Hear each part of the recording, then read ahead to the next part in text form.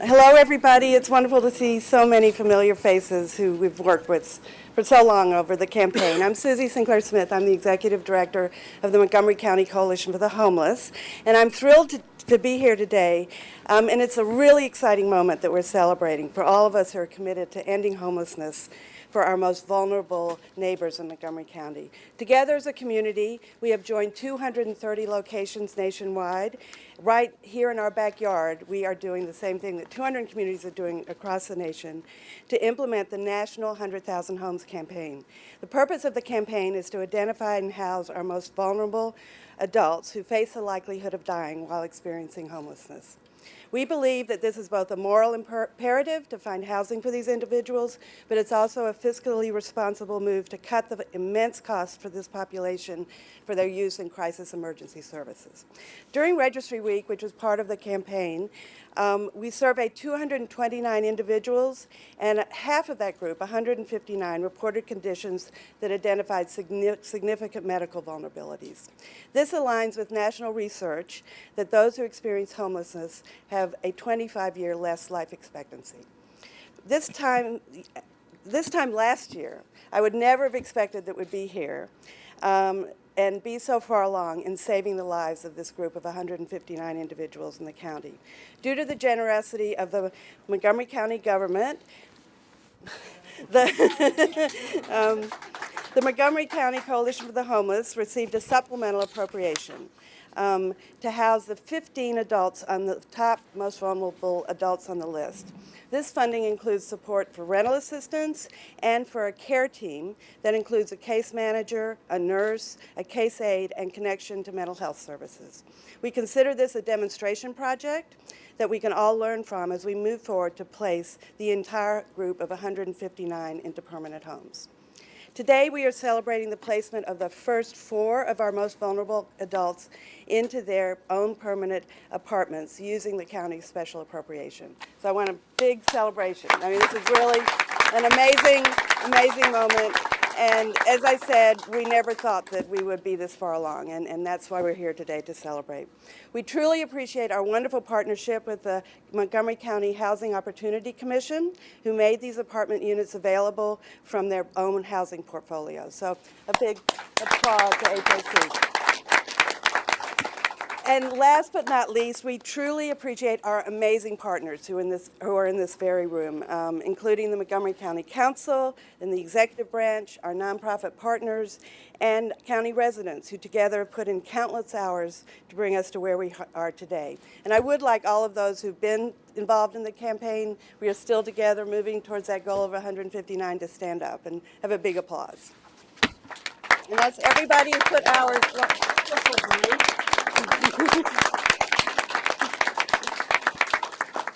So now I would like to move forward. Unfortunately, County Executive Leggett was not able to join us today, but we have the best replacement we could have. Department of Housing Community Affairs Director Rick Nelson, who has been really instrumental in helping all of the affordable housing developers increase the supply of affordable housing, which includes the very housing that we're talking about today. So thank you for joining us, Rick. Thank you, Susie. Let me just apologize for the executive not being able to be here. I just found out a few minutes ago that he wasn't. But let me also pick up on something that Susie said. This is really a celebration of partnership, because just looking around this room, we have a number of partners in and out of county government that have all coalesced and come together to, in fact, make this thing happen and provide homes for those who are in need.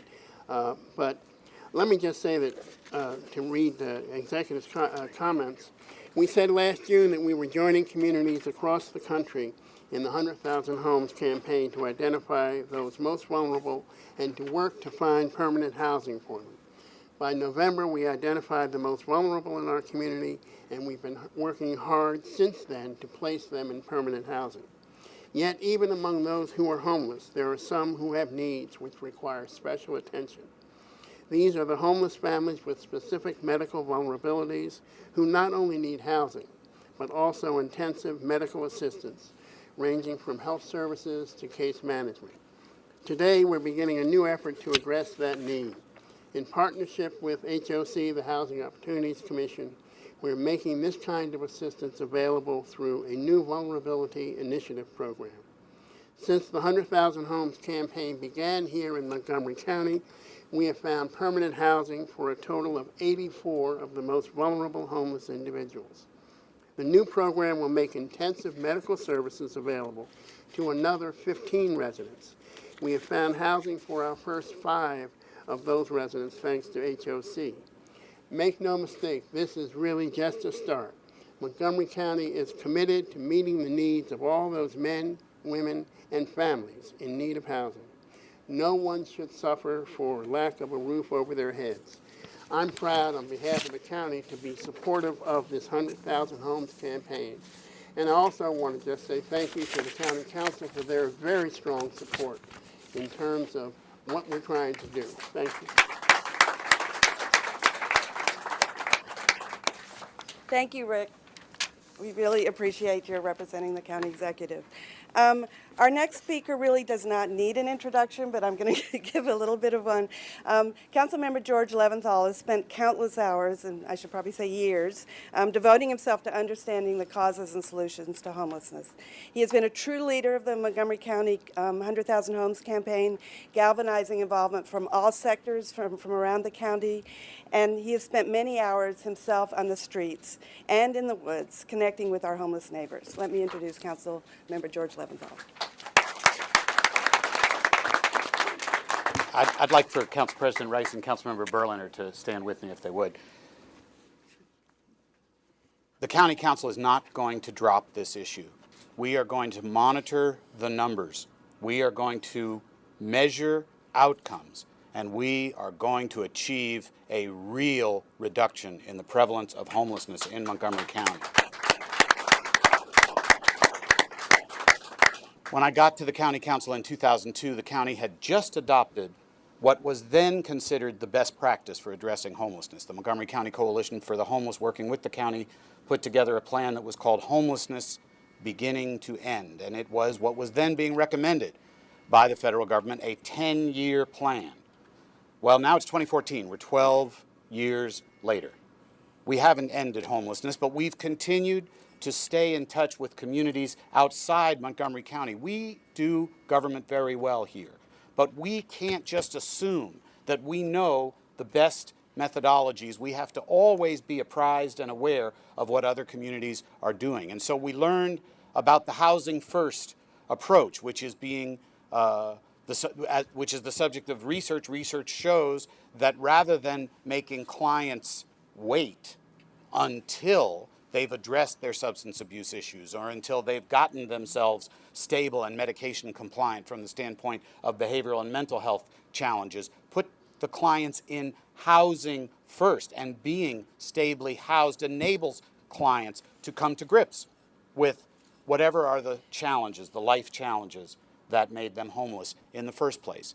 And so we've had several years of experience with Housing First, but what we learn is that even there we were not getting the measurable reduction in the prevalence of homelessness that we seek, because it takes a community-wide effort. It takes the kind of volunteer mobilization involving hundreds of community leaders that we've seen in the last few months. But we are not going to rest. We're not going to stop. Once you learn, as my friend and colleague, the council president, who will speak in a moment, of the circumstances that these clients suffer, what it's like to live in a tent in the woods in the middle of winter, you can't forget it. You can't unsee what you've seen. And so we're going to keep working, and we're going to keep engaging with the community. We're going to engage with the public. We're going to take pride in our accomplishments, in those people who were able to house, but we're not going to let ourselves off the hook. We're not going to forget that there's so many more who still need to be housed. That's my commitment as long as I'm in public office. I will use the power of government to help those who most need it. And these folks who have nowhere to live, these folks who are the poorest of our residents, are the ones who most need our help. And I've been so extraordinarily gratified to have the participation and involvement of the council president. He's doing a great job. Council President Craig Rice. Thank you, sir. So I don't want to belabor this point because I think that we all know that everybody deserves a home.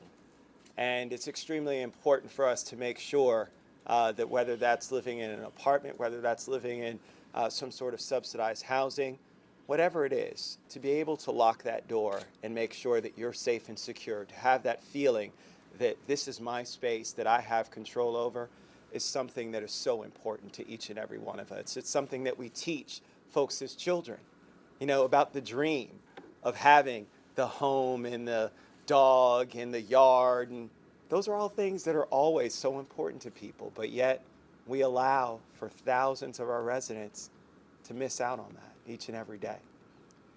You know, a great leader is always judged by their actions, but one of the things that oftentimes people forget is that great leaders have a responsibility to bring on others to do the same great work that they're doing. And that's why I have to give kudos to our Council Vice President, George Leventhal, for the great work that he did. I have to thank him because it was he that encouraged me to participate in this 100,000 home campaign and to go out on the survey, to where I was there with folks like Herb Smith and Jennifer and Jeffrey Thames that are here in the audience, all a part of my team, as we went out there and we saw firsthand the plights. People living in the woods right behind major high schools had no knowledge that these folks were there. Folks living in the woods behind a 7-Eleven that I've gone to for the past 8 years never knew they were there. It's opened my eyes. No longer are these folks invisible. And I intend to keep doing the great work that Councilmember Leventhal has done in terms of making sure that we open the eyes for other leaders as well, making sure that our message is out there so that other people know about how serious this is and how we need to get a handle on this situation and make sure we can end homelessness. We can do this. It requires all of us working together. And that's why with great colleagues like one that you're about to hear from, Councilmember Berliner, together we can accomplish a lot. And so I give you Councilmember Roger Berliner.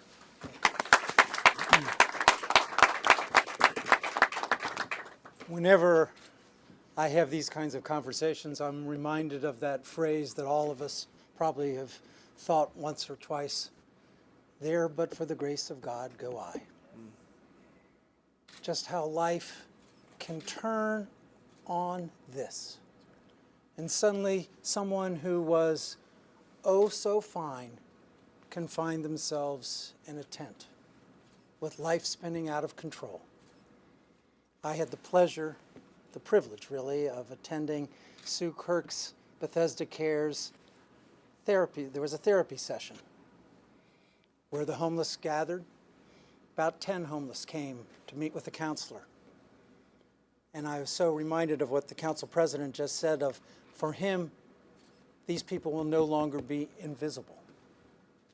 And let me share with you that that is what they felt. That's right. They said, we are invisible.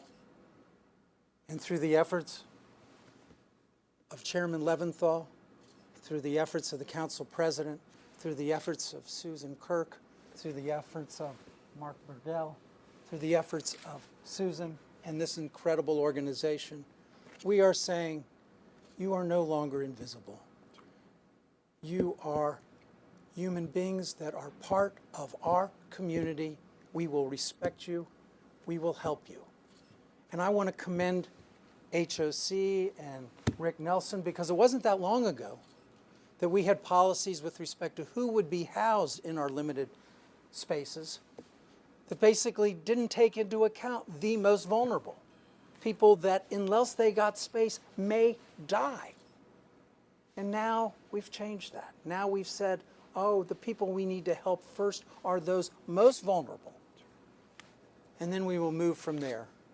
And then we will, as the council president said, end homelessness. Thank you all, because this is about a community effort.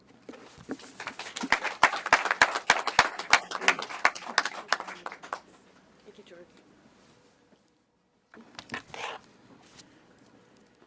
So, as you can see, we are truly fortunate to have the leadership we have in Montgomery County.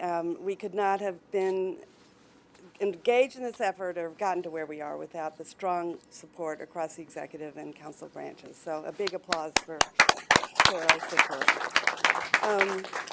Our next speaker has served as the chair of the Housing Opportunities Commission of Montgomery County, which is our housing authority, since 2003. He spent nearly 40 years successfully advocating for affordable housing, is a passionate advocate for housing the homeless population, and as chair of the commission played a key role in securing the units which will house 5 medically vulnerable homeless individuals, formerly homeless, because they're no longer homeless once they move into their permanent home. It's a real pleasure to introduce Roberto Pinheiro. Thank you, Susan. Thank you. Thank you all for being here. Good afternoon, everyone. We're really delighted to be here today to celebrate the 100,000 campaign, and we're glad that we've been a partner in this. I remember receiving calls from Councilmember Leventhal every time I would go into his office. What is HOC going to be doing about the homeless? So we are doing something, and we have been doing something too over the years. If you look at things like Housing First, we provided housing for, we worked together for Seneca Heights with DHCA, with HHS, and with SUSI, Montgomery County for the Homeless. We also provided, through the Housing First, Dale Drive, we developed a housing complex for 10 disabled homeless in coordination with the Montgomery County Coalition. And 2 years ago, we opened a Housing First for called Lasco Manor in Hamden Lane. It's also for chronically homeless individuals. But developing affordable housing is not easy, especially, we have a certain limited number of vouchers. And a lot of our clientele, I would say 3/4 of them earn less than $30,000, and 1/4 of them have barely any income. 0 to very few dollars. Now, we always wonder, okay, if we take them off the voucher, they may become homeless. So how do we deal with that situation? But we're proud to say that we have put aside, we've given preference to homeless. I think solving the problem of housing Montgomery County's medically vulnerable homeless population will take an extraordinary partnership with, President Council Craig Rice, with George Leventhal, and with Roger Berliner. And of course, our big partner is DHA. So I'm pleased that HOC is able to effectively partner with the Montgomery County government and the Montgomery County Coalition in this 100,000 homes campaign. We have placed 5 participants in HOC-owned housing, but we're also reaching out to our landlord partners in the county to work with us in housing these clients. As you know, we also received some what are called VASH vouchers, and through the Department of Veteran Affairs, and we've used them for the homeless veterans. That is a big problem. I mean, I think 1 out of 4, 1 out of 5 people that are homeless did a service to this country, and we think it's important to provide a voucher for them. Again, many people deserve credit for this county's success in housing, and I'd like to thank again County Executive Leggett. I also like to thank Chris Van Hollen, because he was the one that was able to get us the VASH vouchers. And President Craig Rice, Council Vice President George Leventhal, and of course Susie Sinclair Smith. So I heard last week that the national campaign has now successfully placed more than 91,500 formerly homeless individuals and families into permanent housing. Less than 9,000 to go. So we're getting there. The national goal is going to be met. And having said that, I thank you all.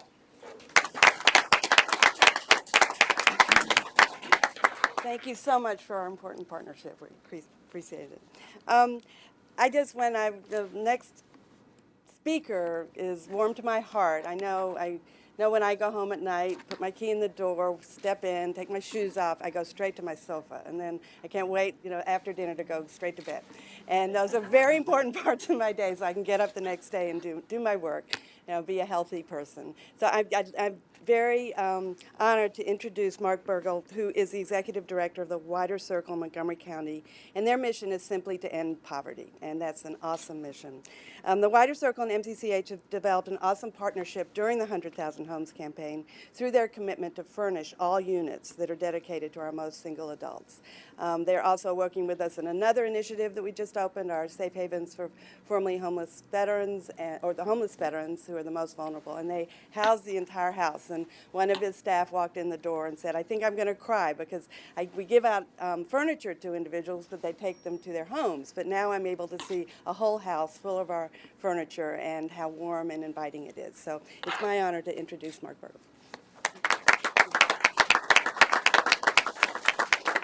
Well, this is great to hear not just the words of our elected officials, but to hear their passion. It's really beautiful for us. Every day we get to spend a lot of time with people who open up their lives to us, and we hear the challenges they face, the significant challenges, and then we realize the steep uphill that is in front of them. And we know that the best answer for the people we serve is in collaboration and partnerships. And so when we come together and when we have the support of local government, which is right, you guys govern great. I mean, it's just beautiful for us to be here and be a part of this. Then we know that homelessness first and then poverty as a whole is within our grasp. I think the people we serve, when we talk to them every day, we're reminded that we have to think bold.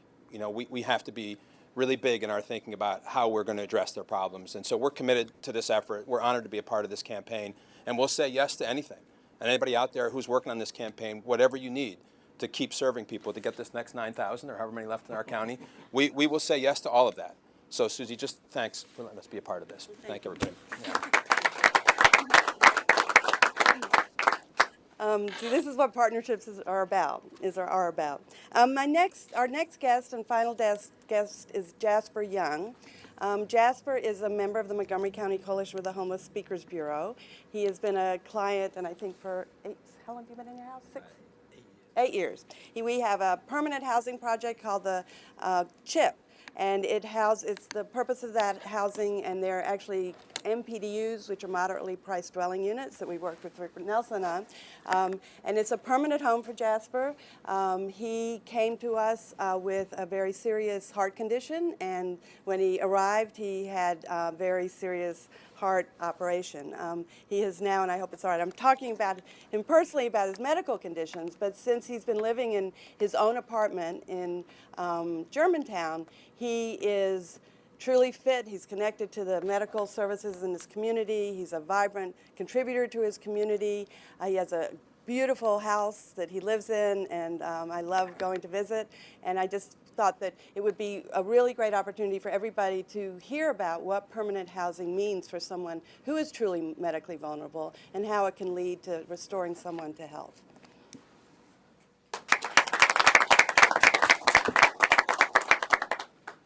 Most of the people don't know my name, but my name is Jasper Young.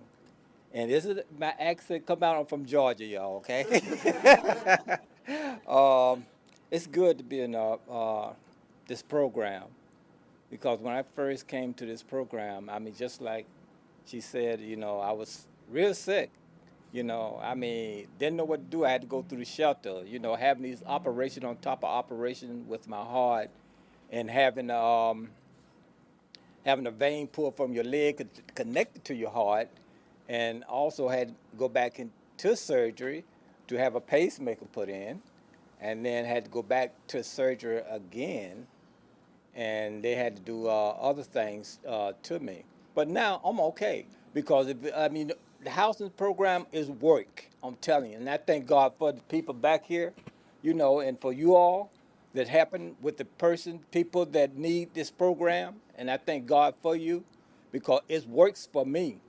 I'm telling you, it works for me. Because when I came into the program, I couldn't focus on what my goal was. But now since I got into the program, now I'm focused on different things. Not only that I'm helping myself, I'm helping other people because people help me.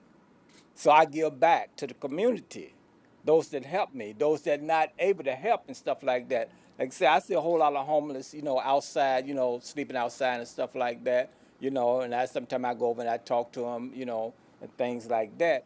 But I let them know that once you get into a program, you have to stay focused on your goal. And I know it's hard to say it, you can say it, but it's hard doing it. But I had to do it to get where I'm at today. And that is a blessing for me to go through what I went through, to tell others about what I've been through. Because if I've never been through anything, how could I tell anybody anything? So it's just just the grace of God that kept me here. Because last operating I had, I was on the table, and so they was doing this. They had put a new pacemaker in me, and so they had to put me to sleep. But to see the thing about putting me to sleep, so I'm a spiritual person anyhow. And when they put me to sleep, they don't know that I had got outside of my body. And when I got outside of my body, I was looking at them doing the operation on me. And after everything that over with, then they carried me back to the recovery room. Then the lady asked me, the man asked me, you okay? I said, yeah. I said, I heard, and everything that y'all did to me, I heard it. And I said, I saw everything. He said, how you do that? I said, because I got outside of my body. So I thank God for this program. Thank you.